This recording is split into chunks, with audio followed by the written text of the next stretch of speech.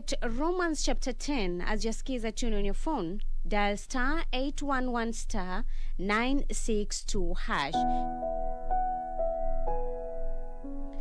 If you declare with your mouth Jesus is Lord and believe in your heart that God raised him from the dead, you will be saved. Romans chapter 10 verse 9. To get Romans chapter 10, dial star 811 star 962 hash. Star 811 star 962 hash. Sauti ya Kenya. Juu milimani na hata mabondeni, Radio Taifa inatamba kutamba. Sasa unaweza kupokea matangazo ya Radio Taifa loud and clear popote ulipo Western Kenya. Radio Taifa usisahau unaweza ukatupata kupitia ukiwa Busia, Siaya, Vihiga, Mumias, Yala na maeneo yaliyoko karibu. Radio Taifa inapatikana kwenye 104.5 FM, na ukiwa Bungoma, Kakamega, Kiminini, Kipkaren na viunga vyake, pata vipindi na burudani safi kupitia 92.3 FM. Radio Taifa, sauti ya Mkenya.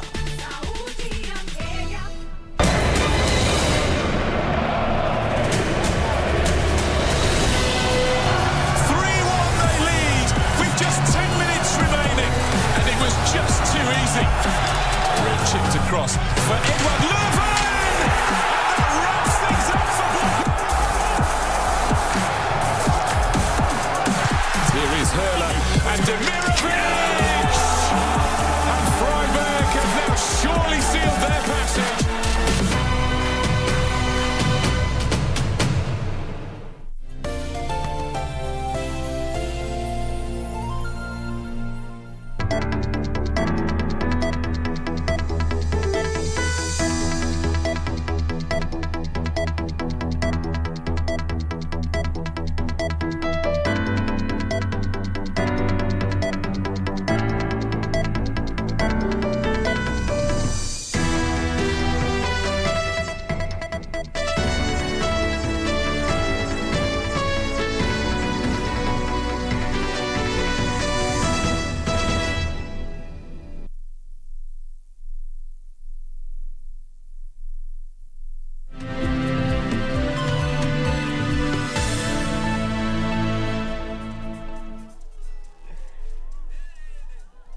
Good afternoon. Thank you for creating time for us. This is KBC. A very warm welcome to the Lunchtime News. My name is Irene Muchuma Udim. On sign language interpretation, we have Anne Wangeshi. It is the second day in the month of March 2022, a few months to the next general election. Away from political temperatures, Christians globally are marking Ash Wednesday, a day for prayer and fasting. We are live on all our social media platforms at KBC Channel 1. Do interact with us. Chief Justice Martha Koome has assured vulnerable members of the society seeking justice that their plight will be addressed. The CJ said the judiciary is focusing on a people-centered justice that will serve all regardless of their status in society. Speaking in Machakos County, where she laid a foundation stone for the construction of 10 houses for poor and vulnerable families through a program supported by Habitat for Humanity Kenya, the Chief Justice said the judiciary has embarked on a mission to enhance social transformation.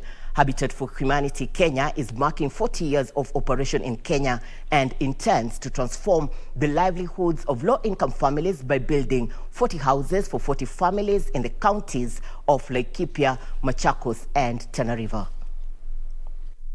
When we come into contact with a family like this, it's a feat to gain our vision. And our presence here today echoes what I said when I was sworn as the Chief Justice, that we will always look outward. We will not only look inward within ourselves, but look at how we are responding to the needs of our people, how we are serving them.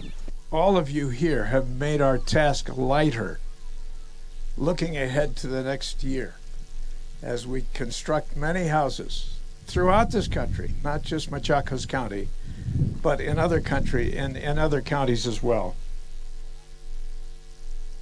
traders at Baobab and Vidzazini beaches in Kilifi County are counting losses after unknown people allegedly, with the aid of police, demolished their business in the middle of the night.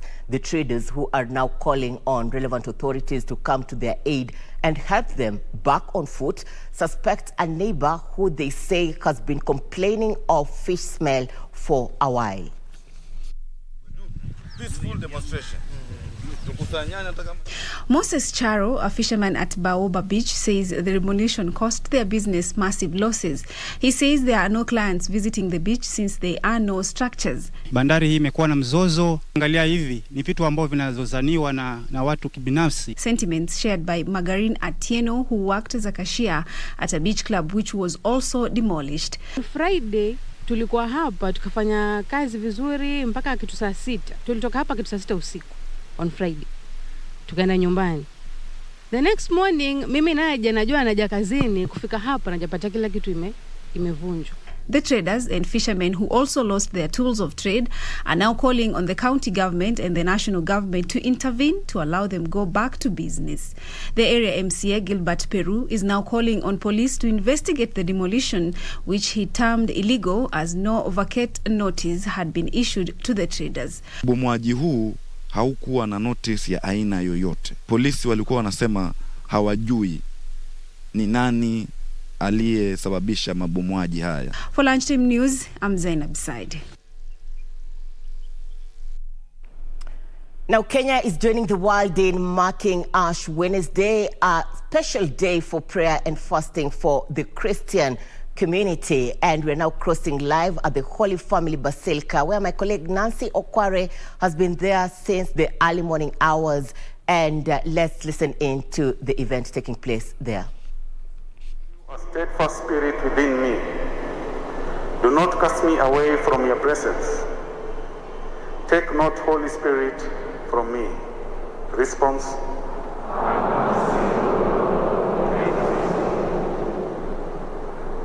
Restore in me the joy of your salvation. Sustain in me willing spirit. O Lord, open my lips, and my mouth shall proclaim your praise. Response.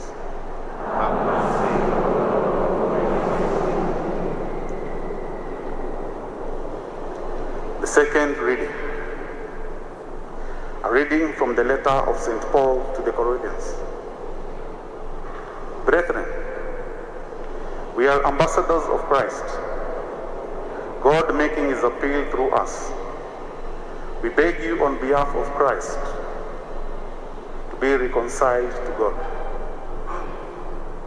For our sake, he made him to be sin who knew no sin, so that in him we might become the righteousness of God. Working together with him, then, we entreat you not to accept the grace of God in vain. For he says, the acceptable time I have listened to you and helped you on the day of your salvation. Behold, now is the acceptable time. Behold, now is the acceptable day of salvation. The word of the Lord. Can we arise for the gospel acclamation? Glory and praise to you, Lord Jesus. Ash Wednesday, an important day to Christians here, not only in the country, but also globally. Now, to political temperatures, politicians continue to traverse the country, wooing voters ahead of the August polls. And Kenya Kwanza is today pitching camp in the county of Kilifi. My colleague Wycliffe Okech is in the region. Let's cross over and get to hear what Wycliffe has in store for us. Well, thank you so much, Irene Muchuma back in Nairobi. We are indeed coming to you live from Nyaribari Church here in Kilifi County. Irene, the political drums continue to beat louder and louder as the top political parties and alliances seek to cover as much ground as possible and convince as many voters as possible ahead of the August 9 general elections. And today, the Kenya Kwanza is pitching camp in the Kisii and Nyamira counties as they seek to convince the electorate here to back their agenda. And we are being informed reliably at the moment that as we speak, the Kenya Kwanza team led by the Ford Kenya party leader Moses Musika Tangula is leading the charge in Nyamira County. Thereafter, they will be heading exactly here where we are. And if my camera, my colleague Martin Kivuti can just pan around to show you how the crowds are already gathering here as they wait to hear from the leaders that are waited here. But before we get there, Irene, just allow me a minute to engage one of the residents here and get to feel what they expect ahead of the arrival of the visitors here. Habari yako? Yes, nzuri sana. Utatueleza unaitwa nani na matarajio yako ni yapi kutokana na ujio wa Kenya Kwanza maeneo haya? Okay, kwa majina naitwa Maxi. Hivyo ndivyo venye najulikana na ninatarajia viongozi watafika hapa, watafanya hii mkutano kwa amani na tutaimaliza vizuri bila tashwishi yoyote. Vile mnajua kawaida wa Kisii ni watu tunapenda amani, tunapenda kila mtu. So, mtu yoyote ako karibu kutembea huku na tunatumai tutamaliza vizuri. Yeah. Na lengo la Kenya Kwanza kune labda kushawishi wapiga kura ili kuwaunga katika uchaguzi unaokuja. Kulingana na wewe, ungetaka nini haswa wazungumzie labda kukushawishi kuwapigia kura? Okay, unajua itadipendi venye watakuja na venye watatuambia, kwa sababu kila mtu ako na right ya kujipigania. Vile kila mtu atakuja aseme kitu confuse, kura tutampatia, hatuna shida. Yeah. Thank you so much. Irene, that is one of the residents here telling us what she's expecting. Actually, she expects the leaders to talk about the issues that affect them so that they will be able to convince the electorate here to back their plan. As I told you, currently we are being informed reliably that the Kenya Kwanza team is in Nyamira County. Thereafter, they will be heading straight here where you can see behind me the podium is already set and the crowd continues to gather by the moment. And actually, we're waiting to see what they will be talking about, and we will be noting every remark and compile that in comprehensively in our subsequent stories. Irene, for now, it's back to you in studio. 1, 2, 1, 2.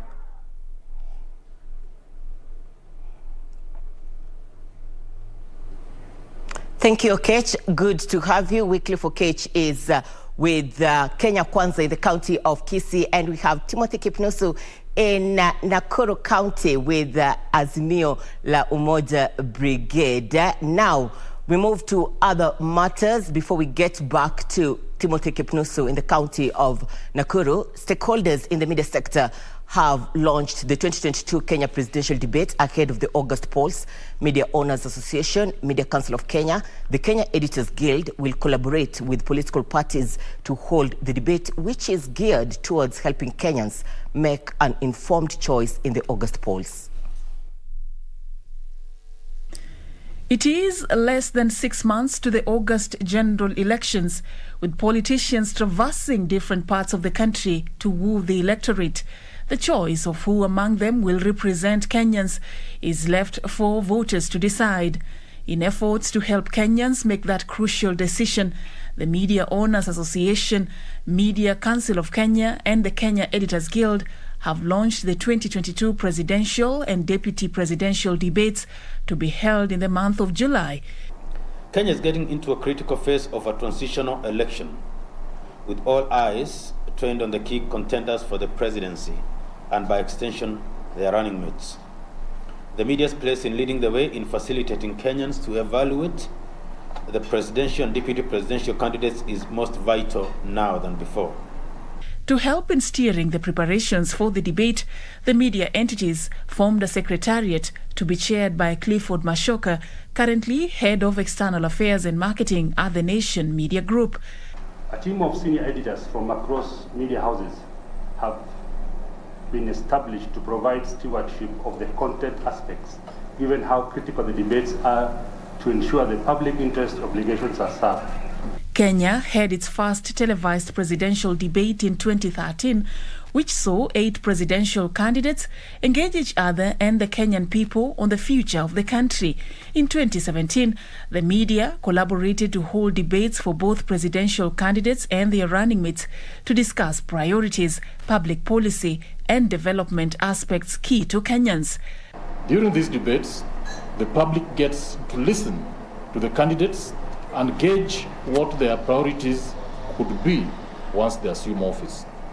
In that way, they catalyze issues-based elections.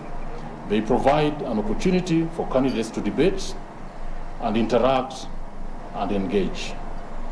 And they enable Kenyans to make informed decisions. The media entities have affirmed their commitment to protect Kenyans' interest and to ensure fairness to all parties involved in the upcoming presidential debate. For Lunchtime News, I'm Safin Acheng Ouma.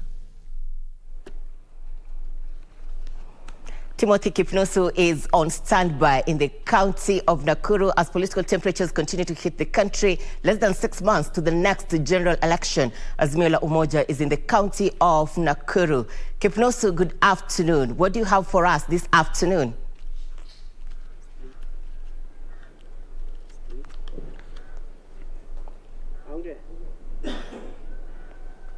A very good afternoon to you, Irene Muchuma, the other broadcasting house in Nairobi. Yes, indeed, we are coming to you live from Nakuru County, where the ODM leader Raila Odinga and his Azimio la Umoja movement brigade is making inroads in Nakuru County, particularly in Molo, also in Eturi. They will also be in Kisulisuli. Actually, we are actually in Kisulisuli, Nakuru East, and I'm joined by a member of parliament for Nakuru Town West, Samuel Arama, the only member of parliament who is supporting Azimio la Umoja among the other 11. Remember, 9 of them are supporting the Kenya Kwanza Alliance, and 1 of them also supporting the KANU brigade. And just to paint a picture about this particular day, of course, we understand that he has landed in Molo. It's like a 1-hour drive from this particular place, and joined by him to just paint a picture about this particular day and why he is supporting Azimio la Umoja and what we expect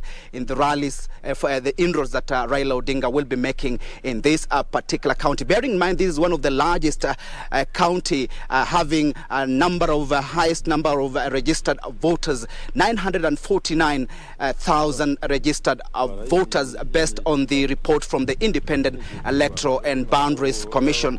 Thank you so much, Mheshimiwa, for joining us. Perhaps you can tell us about this particular day and, of course, the expectation and how the ground, if the ground is really shifting to Azimio la Umoja or in other political outfit. As you know, Nakuru is one of the counties where I think we have all the communities. 42 communities is there here, and it's a place I think which we need peace more than any other place. That's why we are supporting the president, the handshake between the president and Raila. So I can simply say that Nakuru County is Azimio la Umoja, and I think almost everyone is supporting, and of course you cannot miss a few people who are not supporting, but I can tell you that I think 3/4 of residents around here, they are supporting Azimio la Umoja. You were elected for the first time in ODM using ODM ticket, and now you were elected back by Jubilee ticket. But what informed you the decision for you to support Raila Odinga? Bearing in mind that other your colleagues, 9 of the members of constituency of this particular county, are supporting the other outfit. I think it's individual for members of parliament, individual decisions by members of parliament who are not supporting, and maybe because I don't know why they are not supporting the Azimio la Umoja, because the handshake, we are Jubilee members of parliament. Our party leader is Uhuru Muigai Kenyatta, who directed us that we should support the former prime minister so that he becomes the president, because that's the only person who he says who can bring peace, and we can also see the same. So for me, I don't really know why they are supporting any outfit apart from Azimio la Umoja, putting in mind that this country, especially in Nakuru, we need peace, because if anything happens, it will affect us more than any other place because it's a place where we have all the communities living in. I think it's, for me, my advice is for those people who are not supporting Azimio la Umoja, I'm not seeing them seeing Parliament come 2022, this August 2022, because the communities which live around here, simply the majorities are the Kuyus, followed by, of course, if you combine the other communities, we are more than when you compare with the Kalenjins. And of course, all Kalenjins, not all of them. Some Kalenjins are even with us in Azimio la Umoja. So the few are remaining there. I think it will be very difficult for anybody to win any election here if you are not in Azimio la Umoja. Yesterday, the Wiper leader Kalonzo Musyoka made his statement, and he was appearing like he wants Raila Odinga to honor the pact that they have, the deal that they had, the MOU that they had of actually ensuring that they are also giving him an opportunity. What is your take about his stand, and of course, what is your message to him and his Oka alliance? I think Kalonzo Musyoka is a confused leader. From what I am seeing, what he's saying. How do you bring NASA in Azimio? This is a different information. So when he tells us about the agreement they had at that time, I think Kalonzo is a watermelon actually. The word watermelon now comes in here. The other day he attended our NDC. Then we thought we were together. Then the following day is giving us conditions. I think my advice to him is that let him go ahead to Kutane Kuatepe. We are pushing the former Prime Minister to be the president. Remember, from Kamba community, we have Charity Ngiru, we have Kifuta Kibwana, we have Machakos Governor. So we might not really need him as such. You know, he needs us more than we need him. Because I was really thinking that he was going to cooperate with us. So the once Raila wins, he can get something. You know, Kalonzo is used with Ukuba. You know, he was the minister. He started as assistant minister, he became a minister, vice president. And now, you know, he has no even security. So, kama angekuwa anataka, he would have just come to us so that once we win, tumpatia hata kama speaker ya Senate aendelee kupata security na gari na muondelea kwa barabara. Yaani sasa ameshindwa. Kasi yake every day he comes with this, tomorrow is here, tomorrow is there. To have your Timothy Kipnusu speaking with delegates in the county of Nakuru, delegates that are intending to attend an event for Azimio la Umoja. Earlier on, we had Wycliffe Okech in the county of Kisii, who is with the delegation of Kenya Kwanza. We both expect the two teams to bring us comprehensive news items in our subsequent bulletins later on at 7 and 9 p.m. This as IEBC tell political parties to clear their party primaries before the end of business on 26th of April. That is next month. Now back to Ash Wednesday. As I mentioned earlier, Christians globally are celebrating Ash Wednesday, and Catholic faithful across the country joined their counterparts worldwide to usher in Ash Wednesday, which marks 40 days of the Lenten period. During this period, the faithful are expected to undertake penance, pray, fast, and give alms. On this day, the faithful's foreheads are marked with ash, denoting the origin of man from dust. Speaking at the St. Anne and Joachim Church in Kiambu, Father Kahurani called for peace during the electioneering period. We are also praying ya kwamba nchi yetu tumeingia wakati wa campaign na ziko mbele yetu na lazima tutaenda elections, ya kwamba tuwe na amani, ya kwamba the best person ambaye anapenda dunia hii na nchi hii na watu wa Kenya aweze kushinda. He asked faithful to spare time and pray for the war between Russia and Ukraine. We pray that we may be united in the love of God, that the Russians, the Ukrainians, they are neighbors, that they can be neighbors to one another. The faithful were also asked to take time to perform acts of mercy that are a cornerstone of the Christian faith. Kwaresma manake siku 40. Siku 40 za kufunga, siku 40 za kusali, siku 40 za kutubu. The Lenten period is associated with penance, fasting, prayer, and almsgiving. It is a time when the faithful are expected to deprive themselves of luxuries and support the less fortunate. Jacqueline Masharia for Lunchtime News. This is KBC. Thank you for staying with us. The Lunchtime News is taking a short commercial break. We'll be back with more, including business and sports news. Stay with us.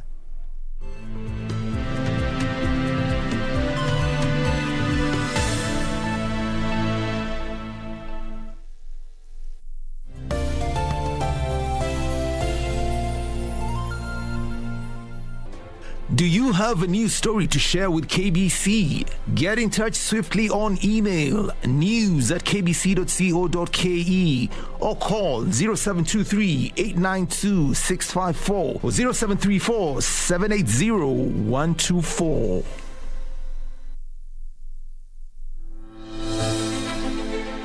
Are you an aspiring candidate in the upcoming general elections? Do you want your agenda and manifesto to reach your voters effectively? At KBC, we have the most comprehensive and credible online platform that has profiles of all prospective candidates. Log on to www.kbc.co.ke/2022 aspirants and let Kenyans know more about you, your past achievements, your manifesto, and your development agenda once you get elected to office. What's more, the website is easy to navigate. We will create your profile, post pictures and short videos with your campaign messages at affordable hosting fees. Log on to www.kbc.co.ke/2022 aspirants today and establish your brand authority as we lead towards the forthcoming general elections.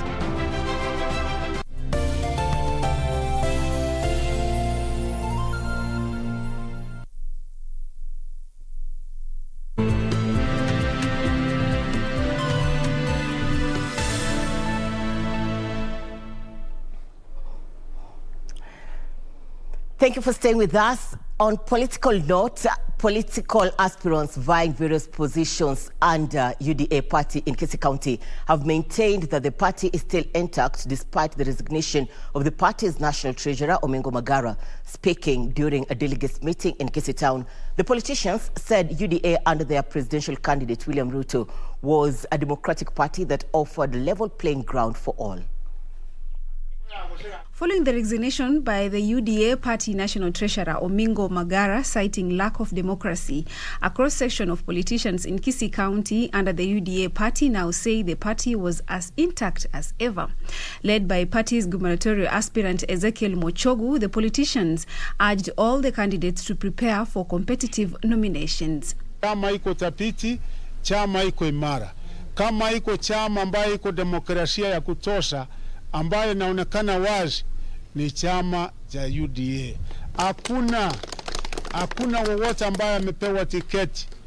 Na wale wote waheshimiwa ambao wanatafuta viti mbalimbali, tunaomba kwamba deadline ya nomination imeongezewa mpaka 5, watu wa register, nomination will be free and fair, wananchi ndio wataamua uko kwa ground ya kupigania kiti chochote. The National Council of Churches of Kenya has urged all religious leaders to accommodate all people and politicians without being partisan as political campaigns for August general elections get intense. As various aspirants present themselves for consideration for different positions, let not fall for the politicians' scam where they make their opponents their political agenda. Let us demand from them to hear what they will do differently to improve our lives if elected. Former Kitui County Executive Member Patrick Koki Musau has caused a lot of political heat in Mwingi West parliamentary seat contest. Musau, who has contested for the seat in previous elections, emerging second in both of them, say that he is the best suited to take Mwingi West residents to the next level of development. Mwongozo ambao umeweza ama msukumo ambao umeweza kunitoa kwa ofisi ni kwa sababu mheshimiwa ambaye ni mheshimiwa CNN, mbunge wa eneo hili, ameweza kukoza kutimiza yale matarajio ya watu wa Mwingi West. And Nairobi County Jubilee gubernatorial aspirant Agnes Kagure met Kangemi and Kawangware residents to support us to back her bid. Speaking in Kangemi Shopping Center, Kagure promised the electorates that he will improve water connection in the area if she gets elected for the Nairobi top seat. This 21st century, bado tuko na watu ambao hawana show. Na hata bukiwa muko na show haina maji. Na hiyo mimi nimepitia. Kwa hivyo msilale mkifikiria mumepatia tajiri kazi ya kwenda City Hall. Mutakuwa mumesukuma mmoja wenu. Finally, members from Gema community living in Kilifi, calling themselves as Mlima Baharini, say they want representative in the new Kilifi government. Speaking at Tamaduni Hotel in Kilifi, the Gema community, led by their chairman Erastus Nganga, laid down their conditions to support the aspirants in the forthcoming elections. Sidhani kama kuna kabila ingine inakuwa na pesa, inatoa mazao mengi kama sisi, pesa inaokotwa Kilifi County. Lakini hatuna mwakilishi, hakuna mahali tumechaguliwa katika ofisi yoyote, tunaishi bila msaada wote. Na ndio sababu kini kabisa ya kuja kuwa pamoja ni kwamba tunataka tutabuliwe.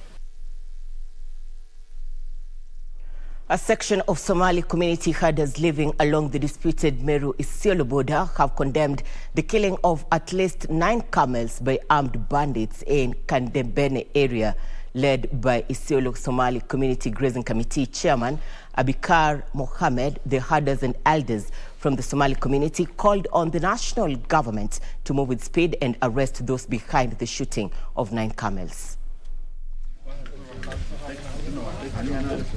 A group of herders and elders from the Somali community living along the disputed Meru-Isiolo border have rebuked the killing of at least 9 camels by armed bandits in Kandembene area.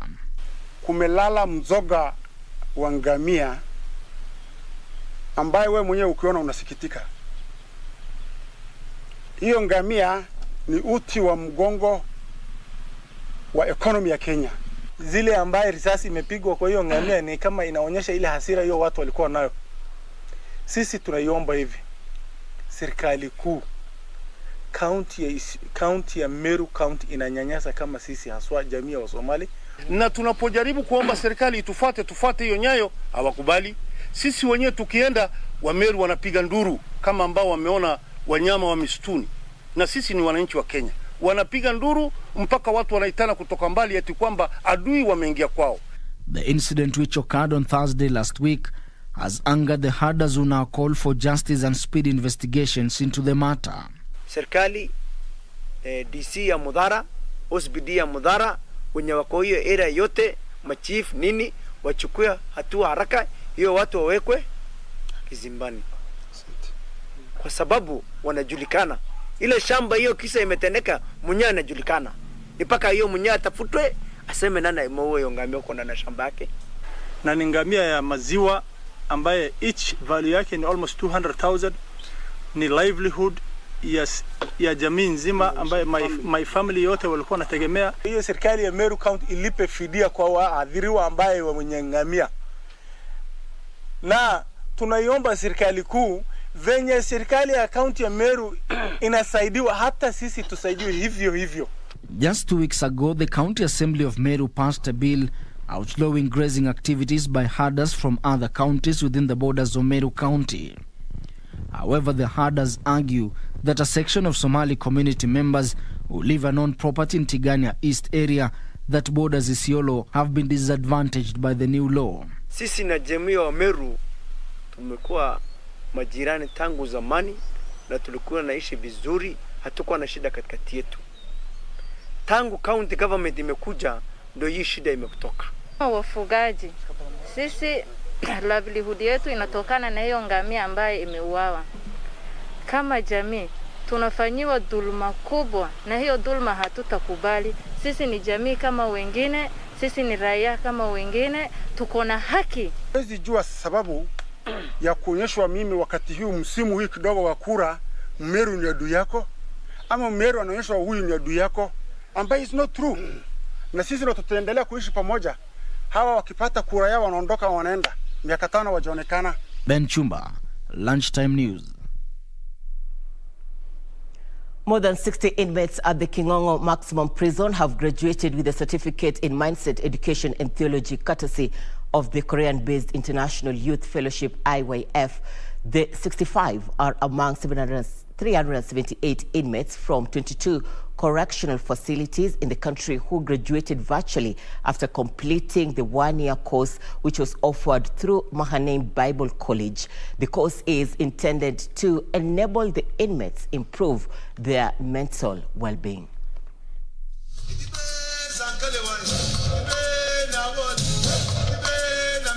Speaking during the function, the director in charge of rehabilitation and welfare services at the Kenya Prison Service, Olivia Obel, said that the course had been rolled out at a time when the country was witnessing an increase in mental health issues. People developing various disorders, people getting helpless, people getting depressed, people getting, lonely as well, and people getting anxious in so many things. And therefore, for our partners to come here today, all this time, and give us this special program that is impacting on the mindset is awesome. It's awesome, isn't it? Makofi for that, isn't it? She said that the course was one of the interventions that the prison department had put in place to ensure that both prison staff and the inmates gain skills to tackle some of the mental health concerns. Obel also urged the graduates to be the ambassadors of positive behavior change among their fellow inmates within the correctional facilities. The Central Region Prison Commander Patrick Arandu challenged the inmates to also focus on their life after prison, adding that some of the courses offered in the correctional facilities would help them reintegrate in the society upon their release. And therefore we want to encourage those who will be graduating today to take this advantage, because you're not paying for anything. You only offer your presence so that you can be able to also get a diploma in this program. The officer in charge of Kingongo Maximum Prison, Yusuf Kaitopok, said that the course had contributed to positive behavior change among the graduates. The graduation was the second of its kind in the country. The first mindset graduation was held at the Committee Maximum Prison in 2019. Beatrice Gatonyangetich, Lunchtime News. A biometric National Health Insurance Fund NHIF registration has been launched in Kajiado County following a similar launch in Mombasa by President Uhuru Kenyatta. NHIF Chief Officer Dr. Peter Kamunyo underscored the importance of being enrolled under the NHIF cover for improved medical care. All new members will be biometrically registered in the NHIF database. Out of 1 million needy individuals, 121,000 people were identified from Kajiado County, with 24,000 families already enrolled under the universal health coverage. This number has boosted more than 13,000 families under the county Mbuzi Moja Afya Bora program. Under the program, each household will give a ship in exchange of 1 year NHIF cover. Dr. Kahunyo emphasized on the need for developed units to improve the health facilities to cater for a big number of patients under the medical scheme across the country. Kwa wale wote ambao wanaweza kulipa walipe, lakini wale ambao hawawezi kulipa watambulishwe na wasaidiwe. Hao ni wale wanaitwa indigent ama vulnerable population. Among the vulnerable members of the community, neglected former civic leaders were the first lot to be registered. The former councillors who served between 1963 to 2013 lauded the initiative, saying that over the years they have been wallowing in poverty. Kajiado Governor Joseph Olelenku reiterated his administration's commitment to ensure most of Kajiado leaders are enrolled in HIF under the universal health coverage.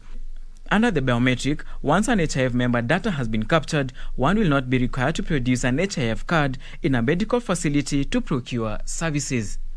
We joined the national government to launch the NHIF biometric registration, and this is part of our initial efforts of Mbuzi Moja Afya Bora, of sensitizing our people to use their symbol of trade, Mbuzi, to get NHIF cards.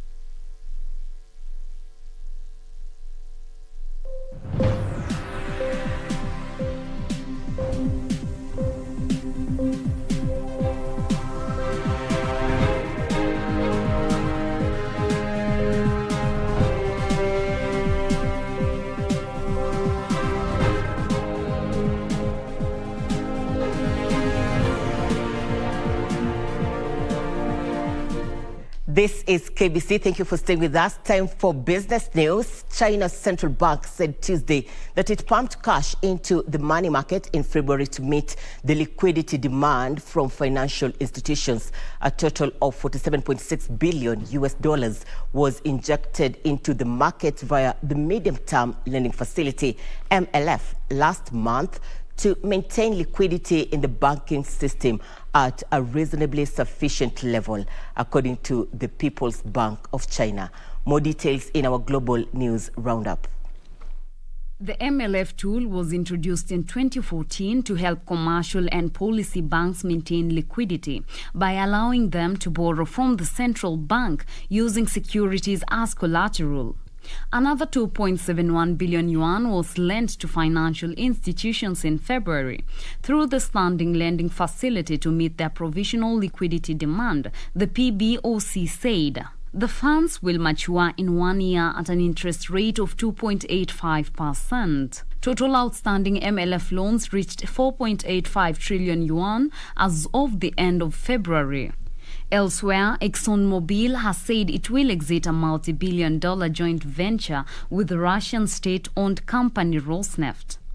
It is the latest oil producer to cut business ties with the country after similar moves by the BP, Shell and Equinor. ExxonMobil currently operates and holds stake in the Sakhalin Island oil and gas fields alongside Rosneft and companies from Japan and India. It said it will now exit its Russian oil and gas operations, which have been valued at more than $4 billion, and holds new investments in the country. Last year, ExxonMobil employed more than 1,000 people across the country, with offices in Moscow, St. Petersburg, Yekaterinburg, and Yuzhno-Sakhalinsk, according to its website. Norwegian oil producer Equinor said it will start the process of divesting from its joint ventures in Russia. Meanwhile, oil prices have surged despite new measures aimed at calming markets worried by the invasion of Ukraine. Brent crude, the international benchmark for oil prices, has hit $110 a barrel, marking the highest level seen in more than 7 years. It rose even after the International Energy Agency's members agreed to release 60 million barrels of oil from emergency stockpiles. Russia is one of the biggest energy producers in the world. Concerns about Russia's war with Ukraine have sparked concerns among investors that oil or gas supplies could be affected. The price of U.S. oil West Texas Intermediate crude rose to almost $109 a barrel. The United States and 30 other member countries of the International Energy Agency agreed to release the oil in a bid to stabilize energy markets worldwide. Another statement by the IEA noted that the invasion of Ukraine came against the backdrop of already tight global oil markets, heightened price volatility, commercial inventories that are at their lowest level since 2014.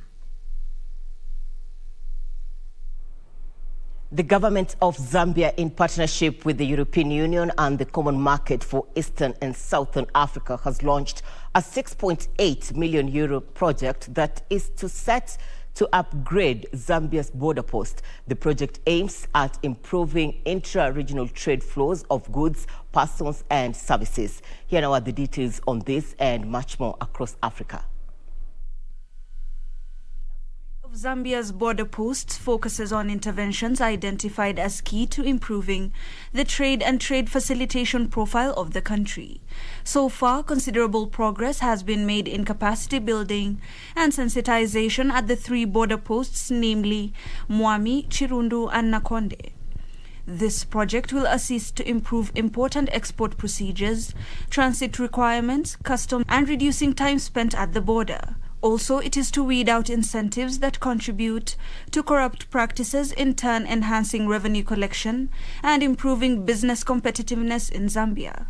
Meanwhile, the South African government has signed the purchase agreement for the sale of 51% of South African Airways with its preferred strategic equity partner, the Takatso Consortium. The Department of Public Enterprise, SAA's shareholder representative, had been locked in negotiations with Takatso for months, but now they are aiming to finalize the partial sale of the loss-making national carrier. Takatso is to inject $196 million in the operational cash, while the government funds are to be used to settle SAA's historical debts.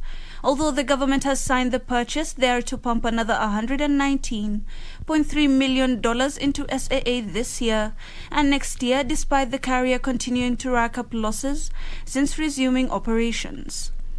Finally, MTN Africa's global sourcing and supply chain has successfully deployed the Ericsson customer order dashboard solution from Ericsson.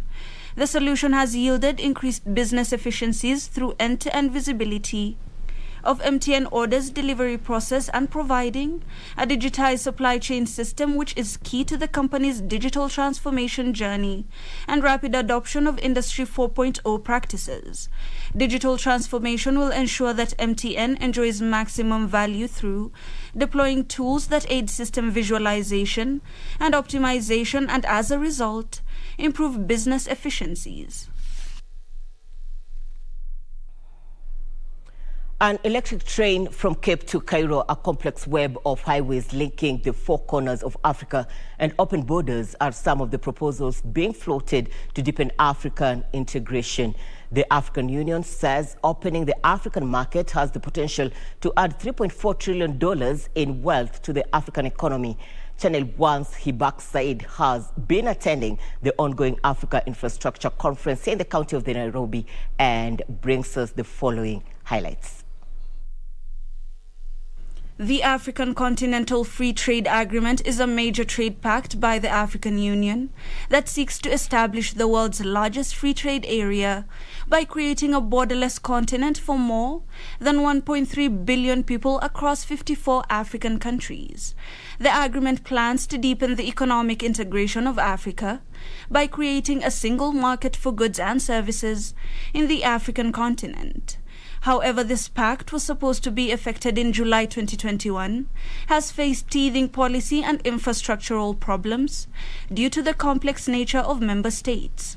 Policymakers and political leaders who have been meeting here in Nairobi in the last 3 days argue that African countries work with other players to promote social economic development through access to integrated regional and continental infrastructure network services. We need to mobilize our both human and natural resources for the betterment of the people of this continent. And we need to open up the continent. And we need to take decisive measures to enable this project to be implemented. Like individual pieces of a large jigsaw puzzle, each piece is important for completing the picture. In the case of PIDA, each project is important in closing a critical infrastructure gap. Among the major infrastructure moves the policymakers are rooting for includes a single electricity market, AFSEM, that will link the continent from the south of Africa to the most northerly part of the continent through subsidized electricity, as well as linking landlocked countries with highways and rail lines to ease commerce and trade. The Kenyan government says it is working on adjusting the public-private partnership framework to make it more proactive and meet the demands of the modern-day private sector and increase the uptake of projects under the PPP arrangements. Bring more attention to trading within the continent. We also need to have as much attention brought to our infrastructure, and we need all hands on deck in this regard. Reporting for Lunchtime News, my name is Hibak Said.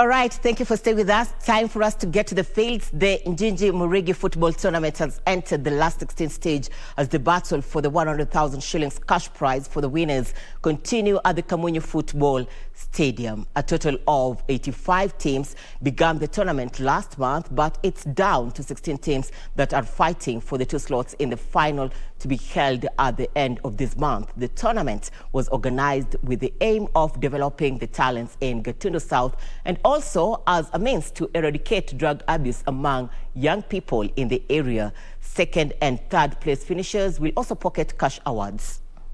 Wetu kwa towns, kwa centers, ambapo wamekuwa wakijihusisha na mambo isiyoridhisha ama kwa madawa. Nikasema nianzishe ama niweke vijana wetu kwa viwanja ili na wao wapate nafasi ya kucompete na kushowcase their talent. Mnavyojua kwa ile pesa inapeanwa na serikali kuu ya CDF, kuna kuanga na 2% ambayo inafaa kuenda kwa vijana na sports. So hiyo pesa tutaiongeza na ili tupe hawa vijana wetu tukue na sports academy ambayo itawezesha vijana wetu kushowcase their talent.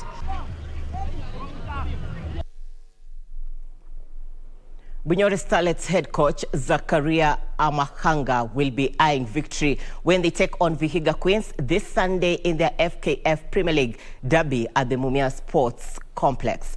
The league debutants beat Bunyore Starlets 2-1 in their previous fixture at the Muboha Stadium in Vihiga County to move 7th on the league standings with 12 points. Bunyore Starlets coach Zakaria Amahanga is positive that his team will be boosted by the return of Shalene Onjote, Ivy Makoha and Susan Muhonja Malda after the trio missed the last match over injuries.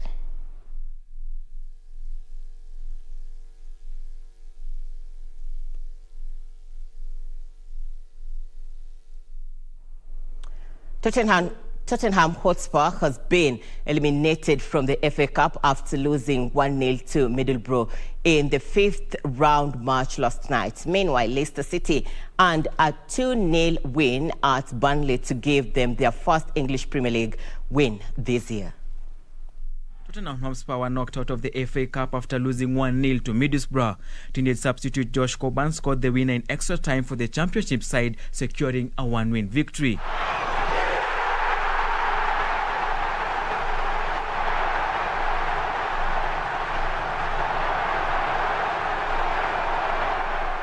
In another match, Manchester City secured a win over Peterborough United.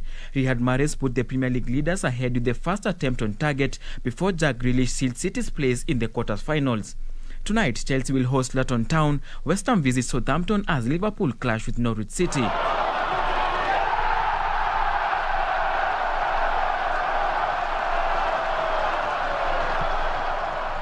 Elsewhere, Jamie Vardy and James Maddison were on target for Leicester as they beat Burnley 2-0 last night in the English Premier League match played at Turf Moor. Vardy will seal it for Leicester.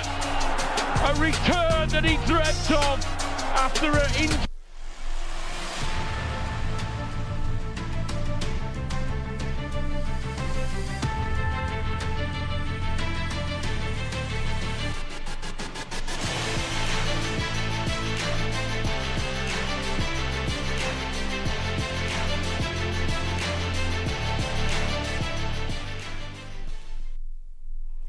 We have come to the end of Channel 1 Lunchtime News. Thank you so much for your company. Quick acknowledgements on social media. Isaiah Beam, you have been watching KBC Channel 1 from the county of Nyeri. David